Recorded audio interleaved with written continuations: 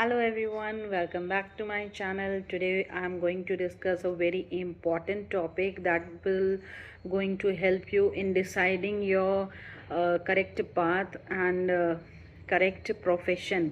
ठीक है, जहाँ आप जो चूज़ करना चाह रहे हैं उसके लिए आपको बहुत ही हेल्प होगी, क्योंकि कई सारे लोगों को पता ही नहीं है कि हमें आगे करना क्या है और कैसे प्रोसीड करना है। एक करियर काउंसलर की तरह आज मैं आपकी एक क्लास बताने वाली हूँ, ठीक है, जिसमें कि आपको पता चलेगा कि आपको कैसे प्रोसीड करना है अगर आपको नर्सिंग प्रोफेशन चूज़ करना है तो। ठीक है, तो चलिए विदाउट वेस्टिंग एनी टाइम हम अपनी वीडियो शुरू करते हैं।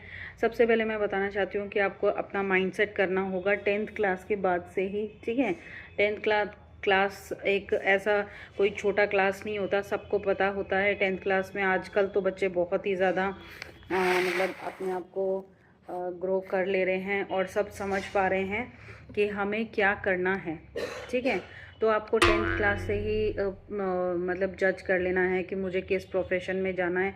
ऐसा नहीं करना है। कई बार लोग क्या करते हैं, नीट का प्रिपरेशन कर रहे हैं, ठीक है, उसमें नहीं होता है सिलेक्शन, तब नर्सिंग ज्वाइन करते हैं। मतलब मुझे ठीक नहीं लगता ये चीज़। ठीक है, आपको आपका कैलिबर, आपके साइंस के मार्क्स या फिर आप जो भी स्ट्रीम ले रहे हैं उसके मार्क्स से आप अपने आप को खुद जज कर पा रहे होंगे कि वेदर यू आर मतलब मीडियोकर स्टूडेंट और हाई लेवल स्टूडेंट, है ना, कि आप कौन सा कैसा अचीव कर रहे हैं अपनी क्लास में, आपको पता चल जाता होगा। तो आप उस अकॉर्डिंग, किसी का फैमिली में नर्सिंग बैकग्राउंड रहता है तो वो उस अकॉर्डिंग चूज़ करते हैं। तो आपको, मेरा कहने का मतलब है, आपको 10th में डिसाइड कर लेना चाहिए। ठीक है, आप अगर इफ़ इन केस नहीं कर पाते हैं तो कई लोग क्या कर रहे हैं, 10th के बाद सोचते हैं कि हमें आगे नहीं पढ़ना है, 10th के बाद A&M कर ले रहे हैं। ठीक है, A&Ms अगर A&M बनना चाहते हैं तो then focus on that only.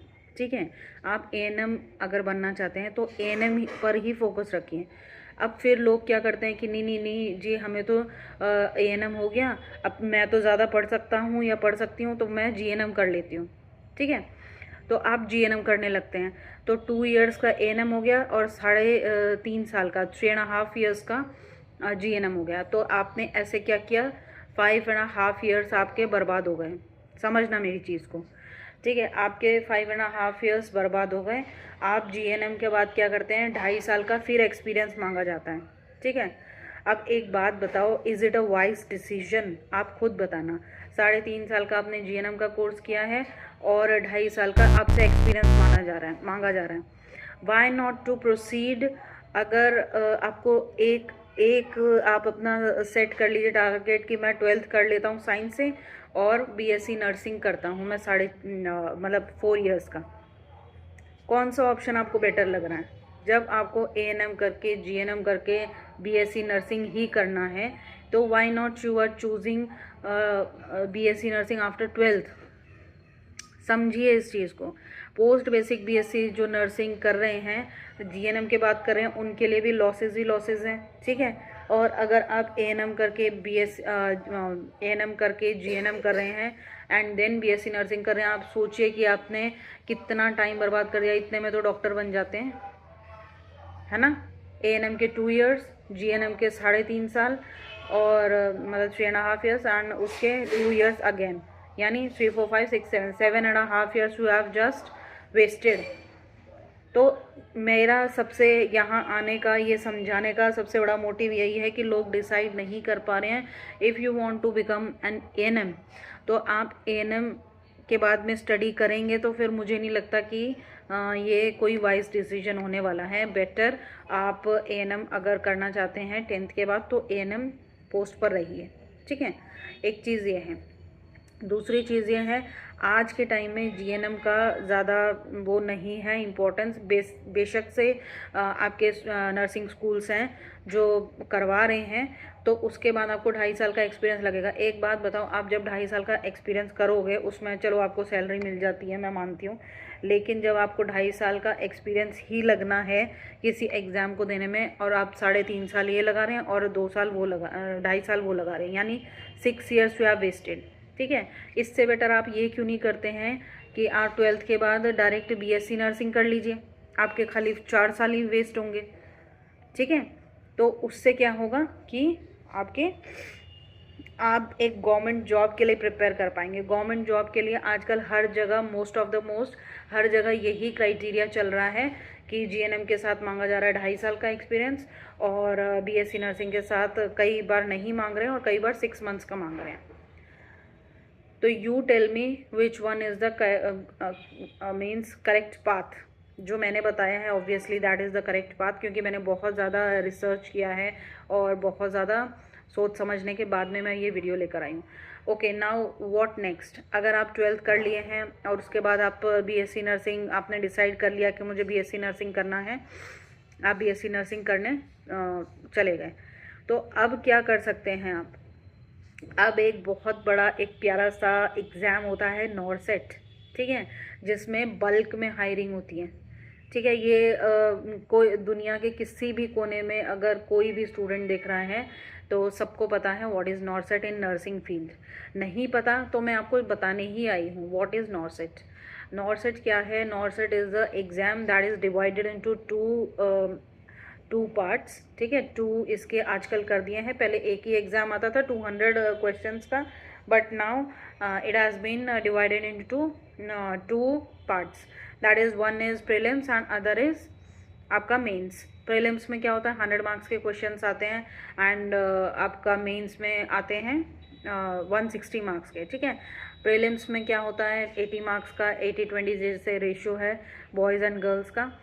80 marks के आपके नर्सिंग के आएंगे एंड 20 मार्क्स का नॉन नर्सिंग आता है। और नॉन नर्सिंग में क्या क्या आता है? नॉन नर्सिंग में आपका मैथ्स आ जाएगा, एप्टीट्यूड आ जाएगा, इंग्लिश आ जाएगा, ठीक है। हिंदी नहीं पूछते हैं इसमें, एंड आपका आ जाएगा जीके आ जाएगा, ठीक है। और कभी कभार कंप्यूटर से भी रिलेटेड पूछ लेते हैं, ठीक है।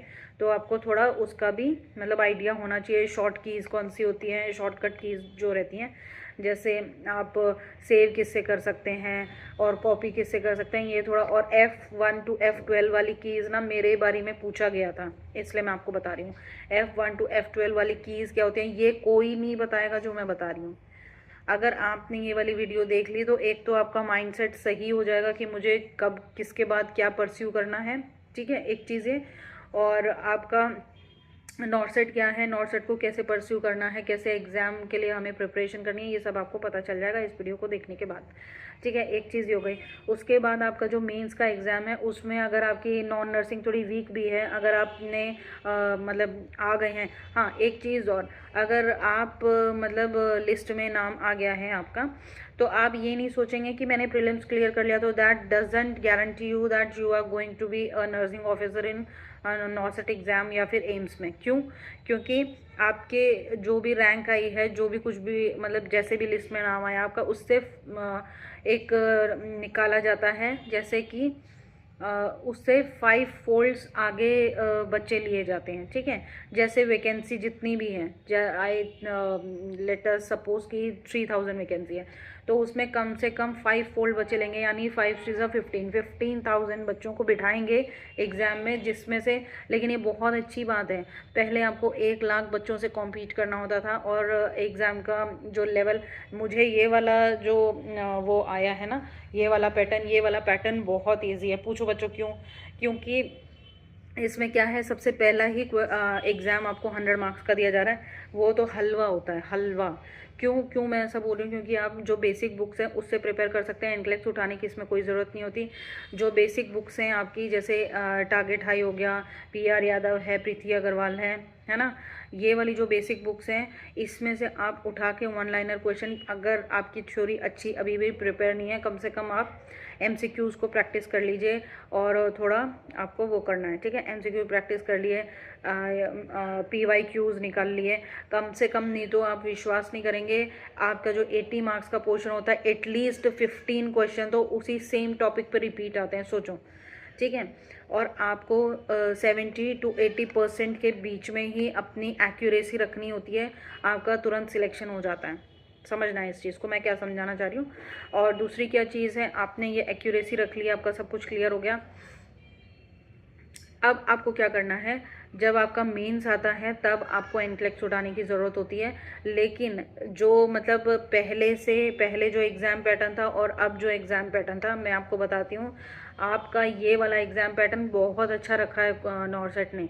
ये मत समझना कि ये दो एग्ज़ाम हो गए। दो एग्ज़ाम तो देखो, एक तो जो ये चीटिंग वाली चीज़ें हो रही थी, इससे आपको दूर किया है। एक तो बहुत अच्छी बात है, टाइम वेस्ट नहीं हो रहा, मनी वेस्ट नहीं हो रहा है ना, आपकी एनर्जीज वेस्ट नहीं हो रही, दोबारा एग्ज़ाम नहीं लग रहे। बहुत अच्छी चीज़ है, पहली बात तो ये। और दूसरी चीज़ क्या है कि जो आपका पहले वाला एग्ज़ाम था ना, 200 क्वेश्चंस आते थे बच्चों, सुनो, 200 क्वेश्चंस आते थे। 200 क्वेश्चन में इंसान इतना मतलब हेक्टिक हो जाता था, वो बहुत ज़्यादा मतलब इरिटेट हो जाता था एग्ज़ाम से। 200 क्वेश्चन मतलब समझ रहे हैं आप, मतलब वो भी जो एक एग्ज़ाम, ये प्रैक्टिस क्वेश्चन नहीं थे, ये वो वाला एग्ज़ाम है जो आपकी लाइफ डिसाइड करेगा, और जिसमें कि आप फोकस ही नहीं कर पा रहे हैं, इरिटेट हो जाते हैं। अब ये ही नहीं डिसाइड कर पाते हैं मेरे कितने क्वेश्चन सही हैं एग्जैक्ट, और उसमें मतलब कि पजल हो जाता था इंसान, ठीक है। लेकिन अब जब आपके 100 ही क्वेश्चन आ रहे हैं, 100 में तो आप बिल्कुल, और उसमें से भी 20 अलग आएंगे, है ना, अदर पैटर्न के हैं, यानी कि नॉन नर्सिंग आएगा, तो 80 खाली क्वेश्चन में से आपको डिसाइड करना बिल्कुल भी मुश्किल नहीं है कि मुझे कितना आ रहा है और मुझे कितना स्किप करना चाहिए, जो मैं बिल्कुल रिस्क नहीं ले सकता।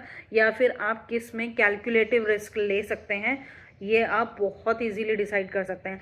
मैंने थोड़ा वीडियो लंबा कर दिया है, लेकिन पूरी जानकारी देना चाहूँगी, इसलिए प्लीज़ बने रहिए, है ना। जो चैनल अभी आप छोड़कर जाएंगे तो आप ही का नुकसान होगा इसमें। पहले तो अब मैंने आपको बताया कि आप कैसे डिसाइड कर सकते हैं आपको नर्सिंग ऑफिसर बनना है, नर्सिंग ऑफिसर किस तरीके से बना जाता है। उसके बाद जो आपकी बेसिक सैलरी जो होती है ना, वो 75,000 होती है। तो why not to choose a correct path, I am just trying to say that, ठीक है। एक चीज़ तो ये होगी, आपने करेक्ट पाथ चूज़ कर लिया, आपका दूसरा पैटर्न आपने समझ लिया किस किस तरीके से आएंगे, क्या तरीका रहता है। आपको 18 मिनट्स मिलते हैं, ठीक है, और 20 मार्क्स होते हैं। अगर आप उस 18 मिनट्स में 20 क्वेश्चन नहीं अटेम्प्ट कर पाते तो आपको ऑटोमेटिकली जंप कर दिया जाता है नेक्स्ट वाले सेक्शन में, ठीक है। तो मुझे नहीं लगता कि ये बहुत ही एक कोई डिफ़िकल्ट चीज़ है, क्योंकि अगर आपने DSSB का एग्ज़ाम दिया हो तो उसमें खाली 90 मिनट्स मिलती हैं और 200 क्वेश्चन होते हैं, सोचो। यहाँ पे तो आपको मतलब बहुत अच्छा टाइम ड्यूरेशन दिया जाता है, ठीक है। तो आप बहुत इजीली कर सकते हैं। और दूसरी चीज़ ये है कि आप मतलब अपना वो बना सकते हैं कि आपको किस तरीके से अपना एम रखना है, कितने टाइम में आपको क्वेश्चन अटेम्प्ट कर लेने हैं, ठीक है। तो आपको 18 मिनट्स में 20 क्वेश्चन करना कोई बड़ी बात नहीं है, आप आराम से कर सकते हैं, ओके। ओके, फिर क्या होता है आपका, जैसे आपका प्रीलिम्स का एग्ज़ाम हो गया है, उसके बाद आपका मतलब बहुत जल्दी ही रिज़ल्ट दे देते हैं, within 1 week I think result दे देते हैं। उसके बाद क्या करना है आपको, जैसे ही आज एग्ज़ाम देखा है, आपको रेस्ट नहीं करना है, ठीक है। आपको क्या करना है, मेंस की तैयारी में जुट जाना है। आपको देखो, इतना तो सबको पता रहता ही है कि मेरा कैसा एग्ज़ाम हुआ है, और सब आंसर की वगैरह भी डाल देते हैं, ठीक है। एम्स कभी आंसर की नहीं देता है, ये ध्यान रखना। वो कभी नहीं बताएगा कि हमने कौन सा आंसर माना है, कौन सा नहीं, लेकिन एक आइडिया हमें होता ही है कि मेरा एग्ज़ाम कैसा गया था, ठीक है। एक चीज़ ये हो गई। और दूसरी चीज़ यह है कि जब आपको पता चल गया आपका एग्ज़ाम अच्छा हुआ है, आपको तुरंत ही जुट जाना है मतलब मेंस की पढ़ाई के लिए। मेंस की जब आप पढ़ाई करते हैं तो उसमें क्या होता है, आपको एनक्लेक्स उठाने की बिल्कुल ज़रूरत होती है। आपको मतलब मॉसबी जो है, जो क्वेश्चन वाला पार्ट है ना एनक्लेक्स का, वो आपको पक्का से वो करना है। और एक मैं आपको ये चीज़ बताना चाह रही हूँ कि जिन बच्चों को लगता है कि मैं अभी फर्स्ट ईयर में हूँ, सेकेंड ईयर में हूँ, थर्ड ईयर में हूँ, फोर्थ ईयर में हूँ, तो मैं किस तरीके से प्रिपरेशन करूँ। एक चीज़ तो मुझे आपको ये बोलना है, आप जब मतलब क्लिनिकल पोस्टिंग्स जा रहे होते हैं, आपको बहुत अच्छे से हर चीज़ ऑब्जर्व करनी होती है, ठीक है। ऐसा नहीं है कि मतलब चले गए, मस्ती मस्ती में आ गए, हम तो 1 घंटे के लिए आए थे, हमने TPR ले लिया, वाइटल्स चेक कर लिया। No no, you have to just see all around कि क्या चल रहा है। आप टच ना कीजिए चीज़ों को, लेकिन आप समझने की ज़रूर कोशिश कीजिए। सीनियर्स होते हैं, आपको पक्का बताएंगे कि क्या चल रहा है, कैसे क्या होता है। कोई ऐसा नहीं होता कि आपको नहीं बताएं, ठीक है।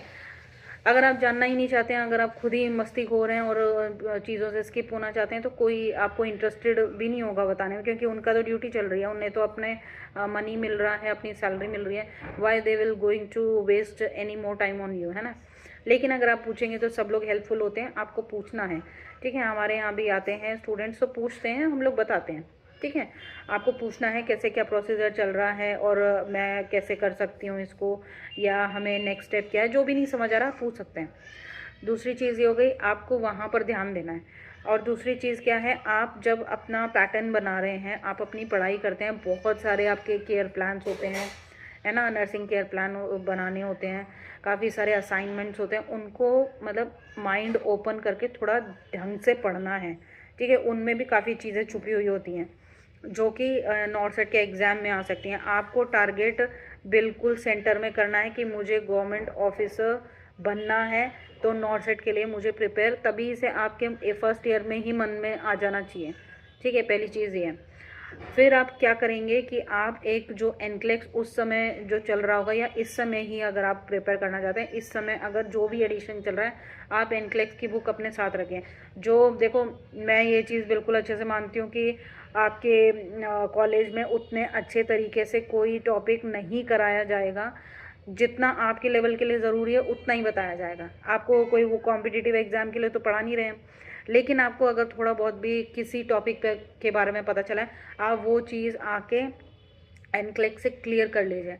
आप फर्स्ट ईयर में अगर इस समय है ना, तो आप 4 साल तक तो बहुत अच्छी तरीके से गो थ्रू हो सकते हैं हर चीज़ के। और सबसे अच्छी बात क्या है, आपको एक साथ कुछ नहीं पढ़ना है। फर्स्ट ईयर के अलग वो रहते हैं, सब्जेक्ट्स रहते हैं, तो आप फर्स्ट ईयर के जितने आपके अभी सब्जेक्ट हैं उसको एनक्लेक्स से प्रिपेयर कीजिए। ये आपकी साइड बाय साइड तैयारी होगी, इसका कॉलेज वाली लाइफ से कोई लेना देना नहीं है, ध्यान रखना इस चीज़ को। आपको अपनी खुद की एक एनक्लेक्स लेवल का वो बना लेना है। और देखो, अगर आप डायरेक्ट एनक्लेक्स नहीं पढ़ना चाहते, आप एक कोई बेसिक बुक ले लीजिए पहले, ठीक है। 2 बुक आपके पास मस्ट है, टारगेट हाई रखिए और एक आप वो रखिए। टारगेट हाई से पहले अपने कॉन्सेप्ट्स क्लियर कर लीजिए, उसके बाद क्वेश्चंस हैं या फिर और अगर आप डेप्थ में जा रहे हैं, कोई चीज़ नहीं समझ में आ रही, आप एनक्लेक्स से क्लियर कीजिए, ठीक है। इस तरीके से आप प्रिपरेशन करेंगे तो आपका 4th ईयर तक तो आप ऐसे मंजा हुआ सोना बन के निकलेंगे, तो आप कंपटीशन के लिए बिल्कुल रेडी होंगे, समझ गए। तो आप इस तरीके से प्रिपरेशन कर सकते हैं। और आपके पास तो बहुत खाली टाइम मिलता है। सुबह अगर आपको क्लासेस के लिए जाना है या आपका पोस्टिंग लगती हैं, तो आप शाम का टाइम बिल्कुल आप फ्री होते हैं 4 बजे के बाद। आप 2 घंटे रेस्ट कीजिए, 4 से 6 बजे के बाद आप, अगर मैं कह रही हूँ 2 ढाई 3 घंटे भी अगर कॉलेज लाइफ में निकाल रहे हैं ना सेल्फ स्टडी के लिए, तो मोर देन इनफ है, मोर देन इनफ, ओके। आप इस तरीके से प्रिपरेशन कर सकते हैं। आई होप कि ये वाली क्लास आपके लिए बहुत यूज़फुल होगी। अगर यूज़फुल है तो प्लीज़ एक प्यारा सा कमेंट ज़रूर छोड़िएगा। और अगर मुझे कुछ इम्प्रूवमेंट करने की ज़रूरत है या फिर आप कुछ और जानना चाह रहे हैं किसी और टॉपिक के बारे में, मुझे प्लीज़ कमेंट कीजिएगा। और नहीं भी तो ज़रूर ये बताइएगा कि आपको क्लास कैसी लगी, क्योंकि मैंने वो वाली चीज़ें बताई हैं जो आपको यूट्यूब पर कोई नहीं बताएगा, कोई नहीं, ठीक है। तो आई होप कि आपके लिए ये वीडियो यूज़फुल रही होगी। And please do like and share, subscribe. Thank you so much, all the best.